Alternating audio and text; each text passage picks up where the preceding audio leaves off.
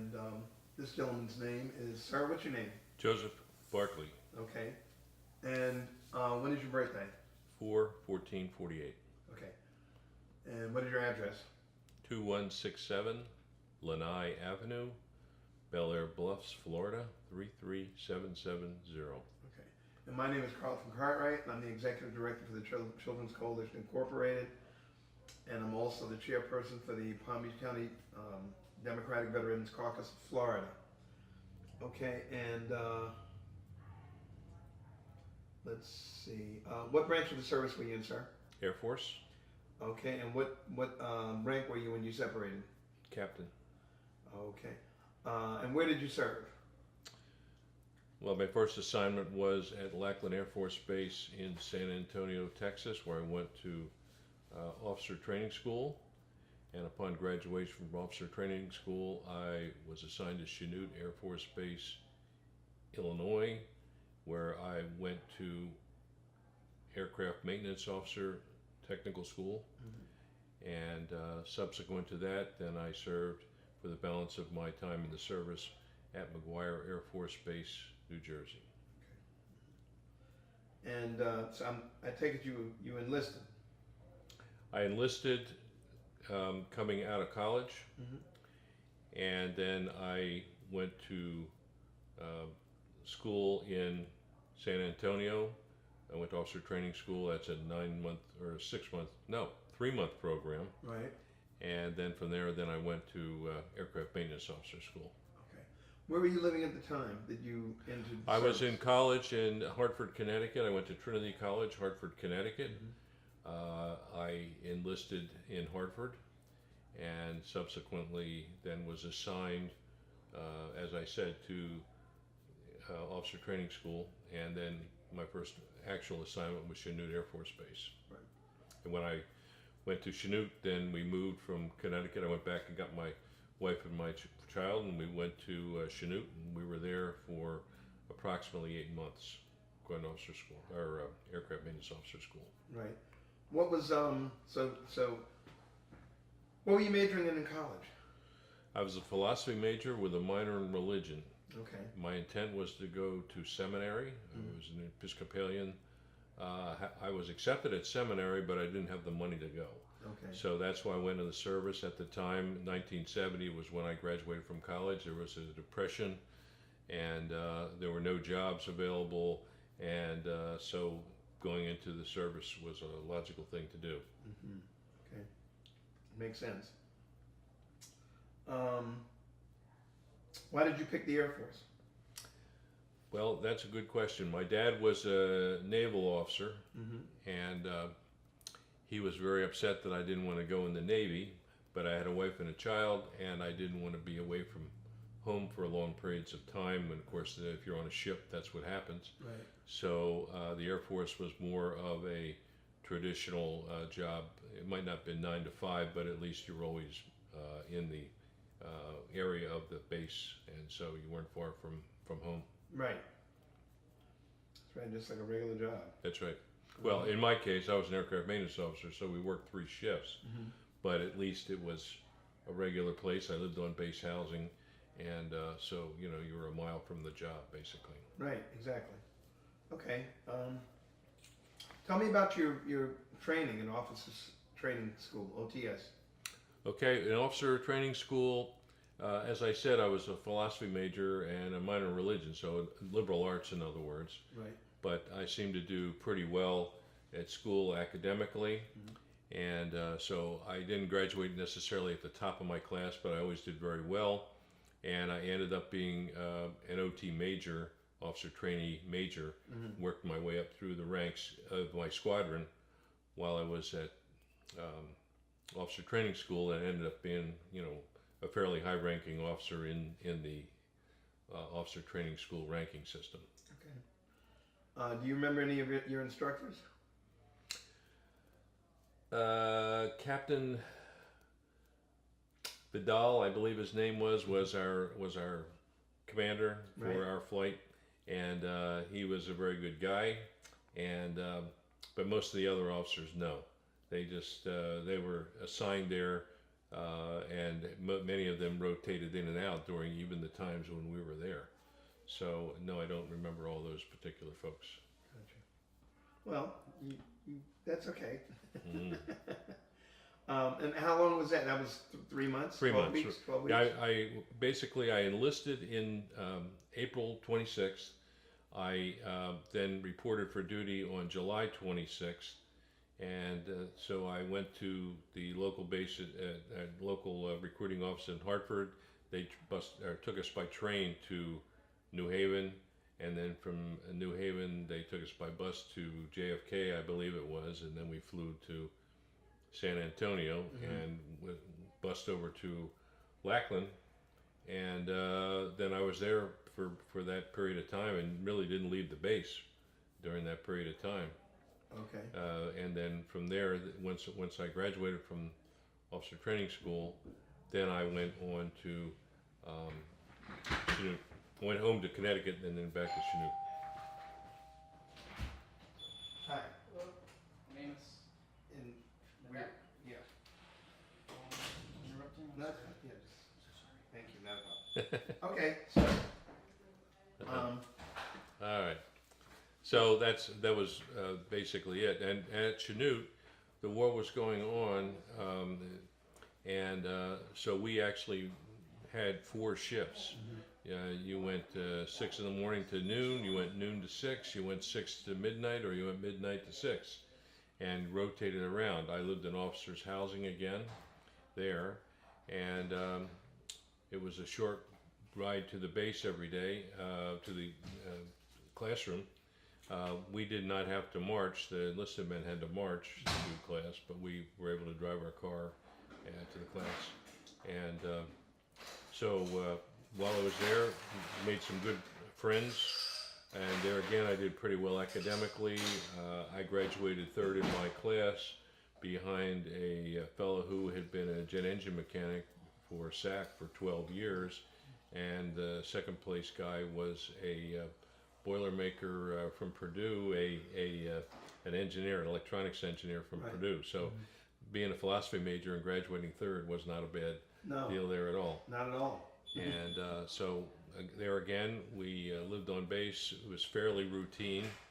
And then once I graduated from aircraft maintenance officer school, then we stayed one extra about 30 to 60 days, I'm going to say, because my wife was pregnant with our 2nd child, and so we had to stay there. So I went to another school. I went to Jet Engine Accident Investigation School, and there I met a lot of officers from other countries. I remember specifically there were folks from Egypt and from Italy and South America. There was a fellow from Taiwan who had been a pilot, and he was flying an F-80 out over the Pacific one time, and his engine light went on. He was out of oil, and so he had to make a decision whether to bail or to run the engine dry, and he ran the engine dry and got home safe. But I remember that war story, so that was a good one. Right, I hear you. Wow. Okay. Let's see. So, what was the title of your AFSC anyway? Aircraft maintenance officer. It's my AFC was 4021 initially, and then became 4024. Okay. So where are all the places that you traveled while you were in the service?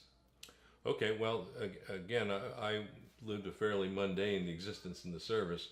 After I graduated from Chinook, Yeah. we moved to New Jersey. What happened was, when I graduated, there was another fellow in my class who was from Florida. He had an assignment to McGuire Air Force Base. I had an assignment to Homestead. Right. And we switched so that the guy from Florida could go to Florida, and the guy whose family always had a shore place in New Jersey went to New Jersey.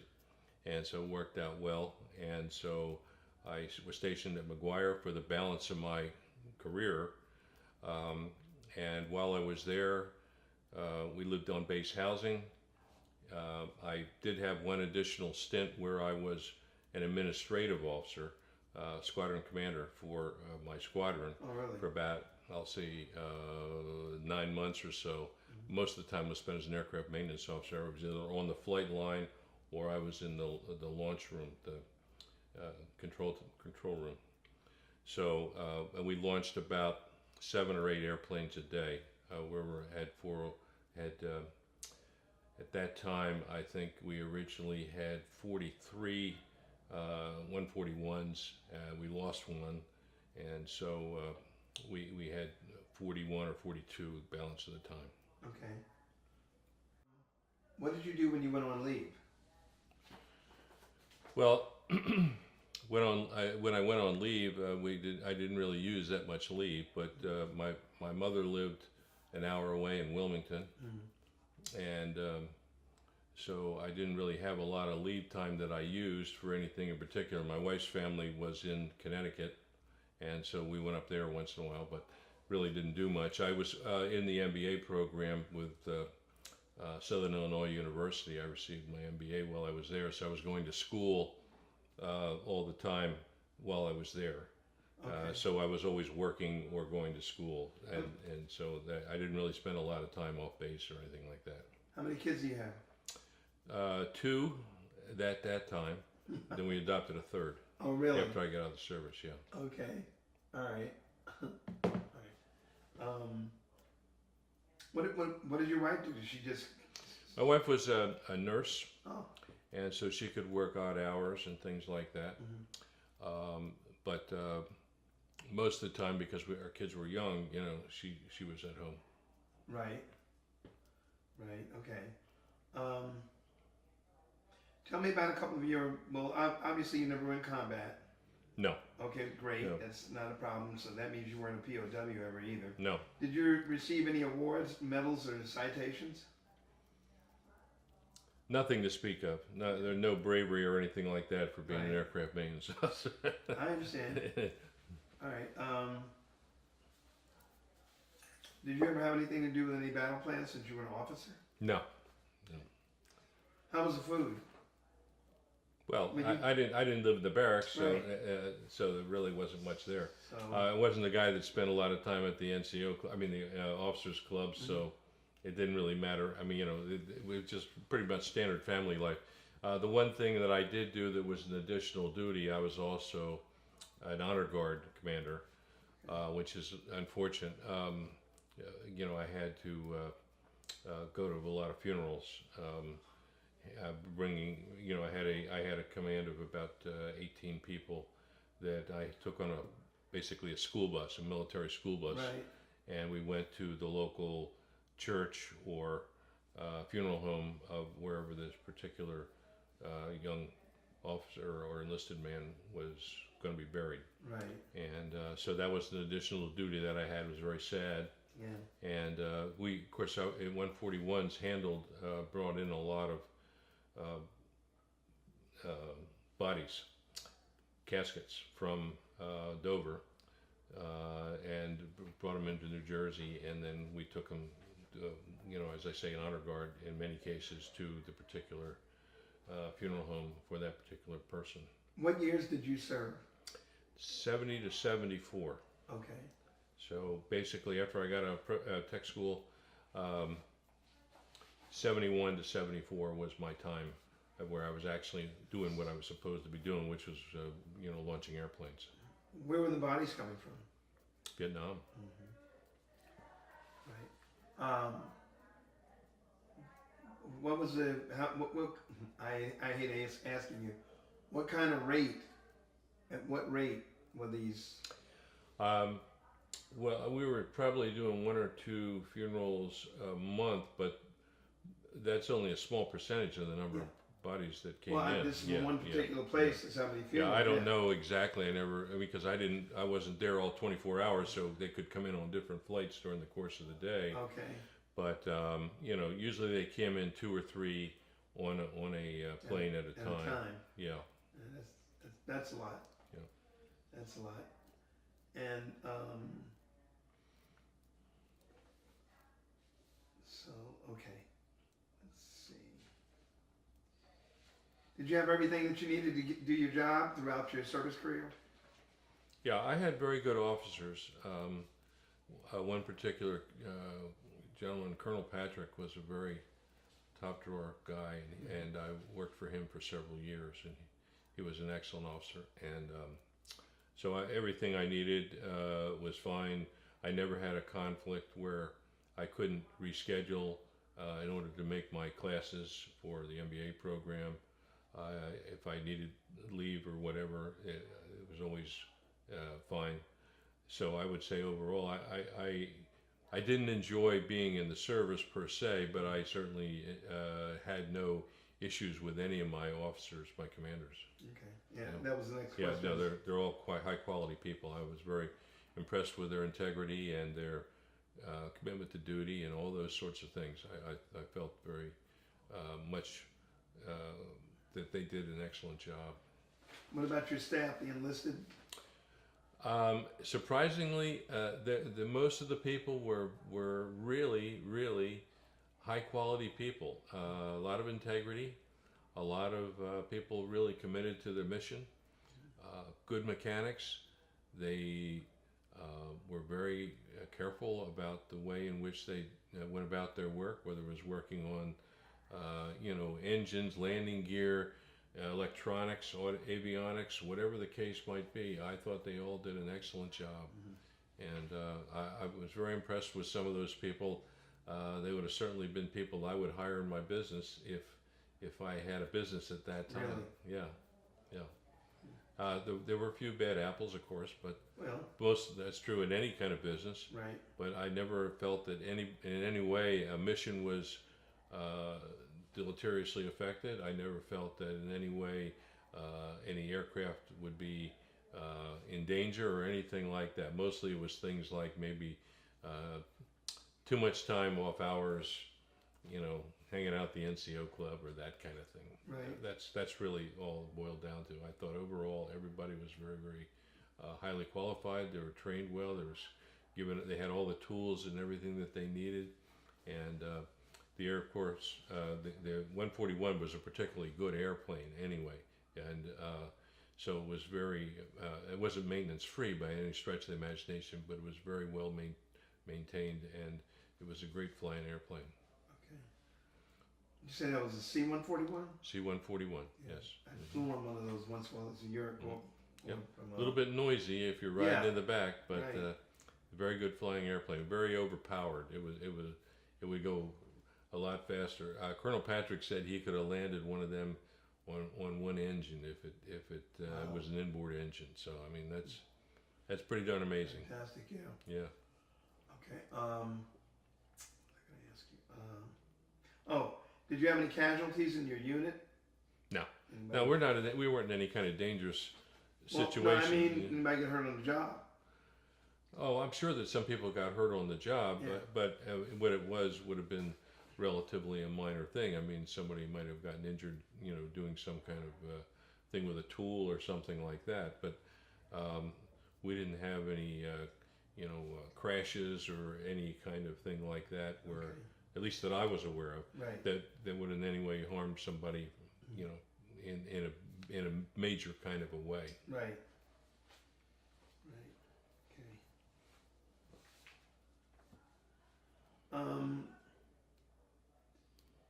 What did you do for fun or entertainment? I know you had a family, so Yeah. what did you do Well, with the kids?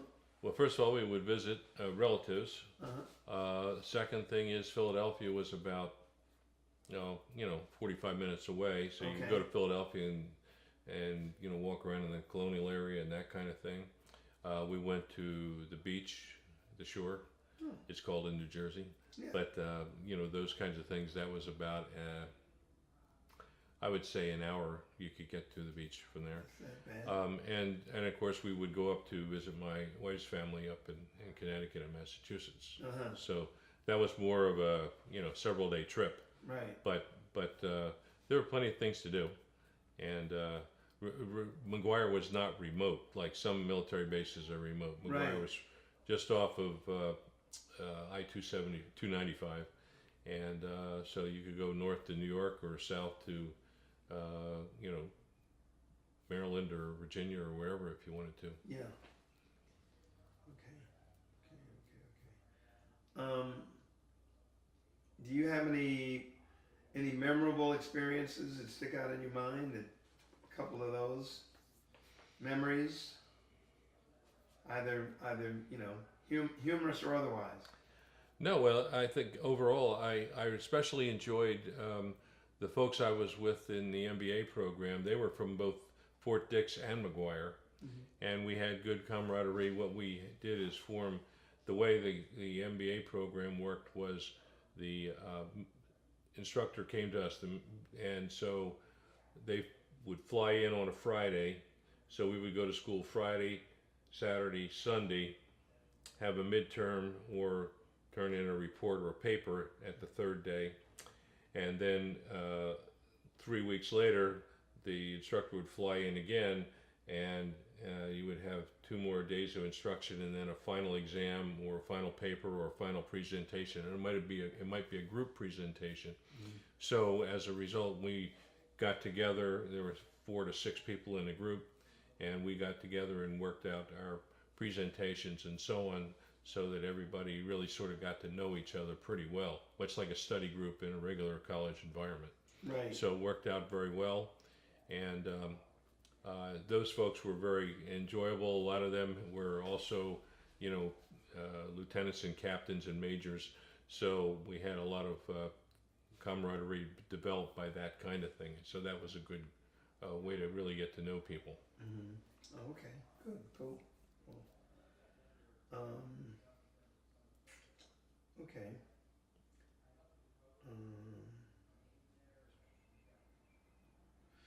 So, what was going on in your life in '74? Well, when you were getting ready to separate. So in '74, I graduated from the MBA program, and I got accepted into the doctoral program at University of Missouri, Columbia, and so got out of the service. The service moved us to Missouri, and I spent a year there. Anyway, so I did that for a year. I didn't really like it. I didn't like the idea of being a professor. The professors, I wouldn't call them bored, but they were not really that excited about what they were doing. And I didn't really want to have that kind of unexcited life. So I started making some phone calls and so on. I got a job with Division of Macy's in their executive training program, and I went back to New Jersey and worked for Macy's for about a year and a half. And then from there I went into the financial planning business with a company called Connecticut General, which later became Cigna. And so I've been in the insurance business since 1976. So I've now been in the insurance business for 41 years. Wow. You know. What did you do for Macy's? I ran a men's department. Okay. You know, you go to the executive training squad. That was 3 or 4 months of going to the home office in Newark. So we had to drive to Newark every day. So 2 or 3 people in my area of central Jersey, and we drove to the train station together, rode the train there, and then rode a trolley to the Macy's department store. It's called Bamberger's. There's a different division. It doesn't exist anymore. Right. And so we did that, and then we all got assigned to different stores, and I got assigned to a store just outside of Philadelphia and for running the men's department. And so I did that for about a year and a half, and again, I had a promotion, and they wouldn't let me get promoted because it was coming into the Christmas season, so I quit. and that's when I went into the insurance business. I had interviewed with Connecticut General beforehand while I was getting out of the service. Right. I actually had interviewed with them because they were, at the time, they were giving early outs, and interviewers were coming to like job fairs at the base. And I had interviewed with them at that time. They had actually sent me to Hartford to join their executive training squad then. And I said, thanks, but no thanks. And I did the other for a while, but then I came back in and did it. So anyway, that worked out pretty well. And I did that for a long time in New Jersey. And you win a sales contest or something, you go to a Florida resort, and we were also Phillies fans, so we came down to Clearwater to go to Phillies games for spring training. So as a result, I finally convinced my wife to move down here, and we've been down here now 12 years. Okay. Was it hard? To move down here? Well, No. convincing her. Yeah, sure. I was convincing her for like 25 years. Oh my God. Okay. Yeah, Yeah. that was another job, huh? Yeah. Okay. So did you do any? Okay? Oh, you finished your PhD, I would imagine. No, I have a second master's. I got another master's that's insurance related, Oh. and then I went to law school. So I have a law degree also. Yeah. My wife and I also had a law practice in addition to the insurance business. You did? Mm-hmm. Oh, okay. You're Yeah. also an attorney. Yeah. What type of law? Not here. I'm New Jersey and Pennsylvania. Okay. Here, what happens when you're in the insurance business and you have those kind of credentials? I have a lot of other industry credentials too that I just worked out over time. Right. You get called into the home office to be an inside guy, to go train people out in the field. So I did a fair amount of traveling and that kind of thing, and teaching a lot of classes and so on. Right. And so as a result of having a law degree, I ended up being a home office executive part of the time as well. You spend some time in the home office, you spend some time out in the field, you spend some time in the home office, you spend some time in the field. Right. That over the course of the years. And then about 10 years, well, a little more than 10 years ago, I got tired of the in the home office, out of the home office, that kind of thing. So my wife and I bought a insurance agency. And so for the last 10 years, we've been general insurance agents. Right. Oh, okay. Okay. All right. Wow. So that came in handy. Yep. Yep. Okay. Did you maintain any close friendships from the military? I knew you were going to ask me that question. The answer is no. My dad, actually, my dad was a dive bomber pilot in the war, and he actually maintained relations with his gunner, for years. The guy lived in Oklahoma. I never met the guy, but I mean, I knew that they kept in touch. Right. But in my line of work, what I was doing, you're constantly getting shuffled in and out to different bases. The war was going on. There were a lot of things. You get 1-year assignments to go to Thailand or to Vietnam or wherever, and so people were coming in and out, and there was really no way to build that kind of personal relationship. So the answer is no. Okay. Okay. All right. Do you belong to any veterans organizations now? Yes. I'm a member of Post 119 of American Legion. And it's right across the street from my office, as a matter of fact. Okay. And the other thing that I would say that I do is keep in touch generally with veterans organizations, but I get the magazine and all that kind of thing. But no, I don't. There's no other special things that we do. Okay, except for the. Oh well, I'm the president of the local caucus. Oh, you are. Yeah, president of Pinellas County Democratic Veterans Caucus. Yes, Okay. but that's a part of what that picnic was today. Right. Yeah, but it's a very small caucus. We have, I think, 17 members right now. We're trying to build it, Right. but there frankly are not that many veterans anymore. Most of the people never went in the service, Okay. so All right. it's not a giant organization. Right.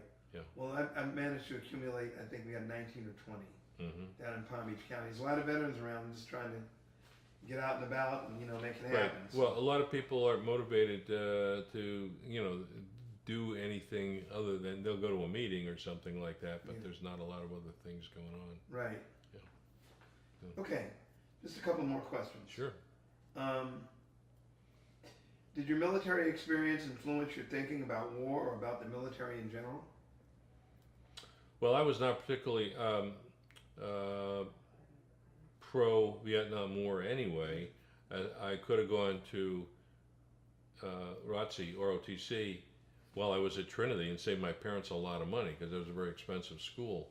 But I didn't really care for it. I had no intention to go into the service except for the fact that there were no jobs when I got out of college. Right. But I never did anything anti-war or anything like that. I am a member of the Democratic Party and I am a progressive, so therefore I'm not particularly interested in some of the things that are going on right now, like in Afghanistan or Iraq or those kinds of things. I thought those things were a big waste of money and a lot of lives that were unnecessarily taken because of that. But I haven't done any demonstrations or anything like that.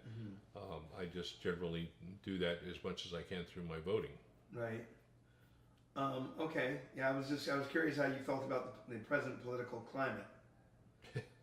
Well, the present political climate is terrible right now. I mean, it's Democrats are not able to control either house, and presidency right now is in terrible disarray. So therefore, there's not a lot we can do about it right now except try to recoup our previous positions in some of the offices and some of the elected official locations that we had. I happen to be a local elected official, but I'm an elected official at the municipal level, which is nonpartisan. So therefore, I can't do anything about it locally. And I don't know how familiar you are with Florida's rules, but under the you have to resign to run to go for a higher office. So if I wanted to go for a higher office and lost, I would actually be losing two positions because I'd lose my position where I am now, and then I would also lose the new position, which could harm the party further. So I haven't run for higher office at this point. Okay. Can I ask you about two specific issues? Sure. What your opinion is? All right. One is on education. All right. How do you feel about the new person who is in charge of education for the country? DeVos? Yes. Yeah. It's hard. It's the simplest way to put it. First of all, she's a homeschool person herself. She is for charter schools, which drain money from the public school system. And she's putting into place people who are not any better than she is as far as the way in which education will be done. So education is going to suffer tremendously over the next few years until we can get somebody else in there. Okay, and I'm just curious as to what is your opinion of the immigration issue? Again, it's hard. This country was based on immigrants.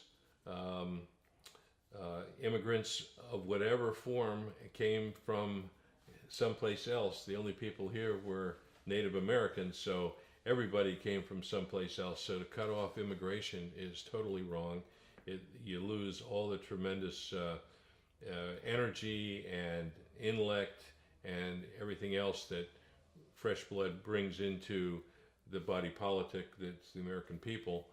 And so it's just terribly wrong to cut off the ability for people to come to this country under some kind of neurotic thing that everybody's going to be trying to destroy the country. There's always going to be a few bad apples, and you got to live with that. But most of the people that come here are honest, legitimate people that want to make a better life for their family. So it's just totally wrong and very, very short-sighted to cut off immigration. In that same vein, do you feel, okay, immigration and education, do you think the cuts that they're attempting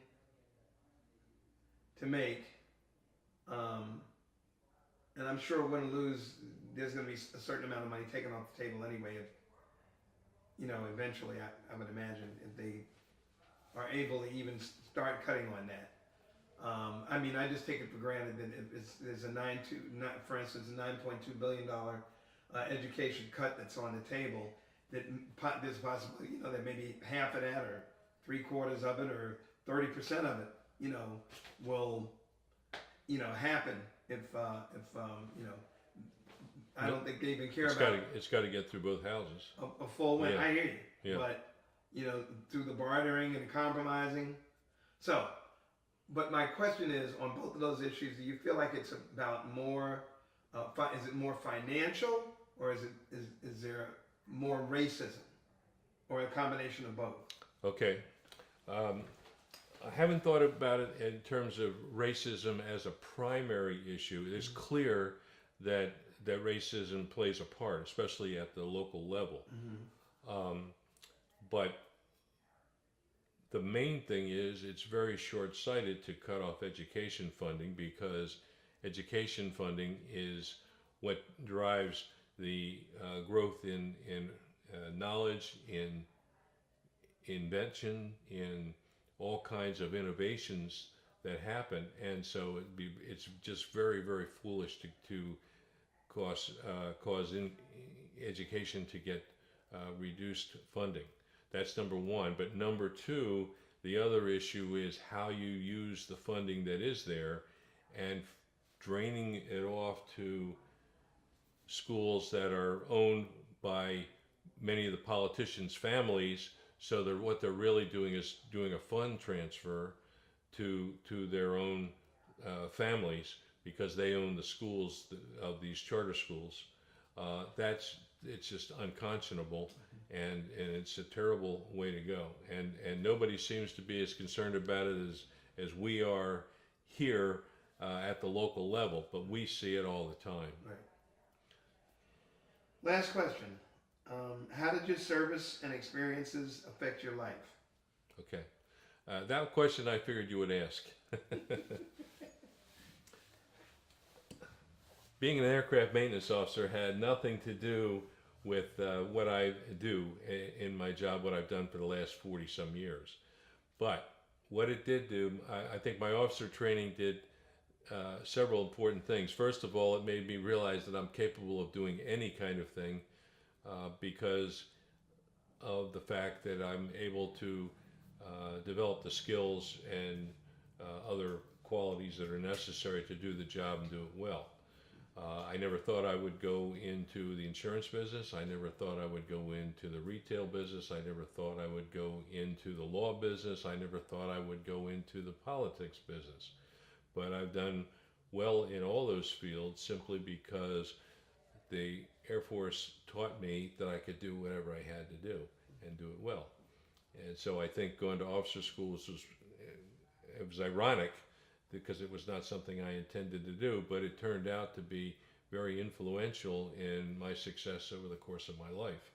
And so even though I felt those 4 years were somewhat of a, I don't want to say waste of time, but used up some portion of my life without being really totally productive. I mean, I never made any decent money or anything like that out of it, but I did get an MBA, I bought my first house, and a lot of other things like that through the service. Right. So I owe the service a lot, because over the course of my life I got a good head start by virtue of the things that I was taught.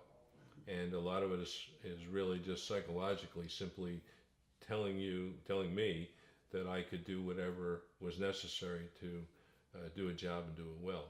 So I think I owe the service a debt of gratitude, and I'm glad I was in it. I just didn't think about it at that time.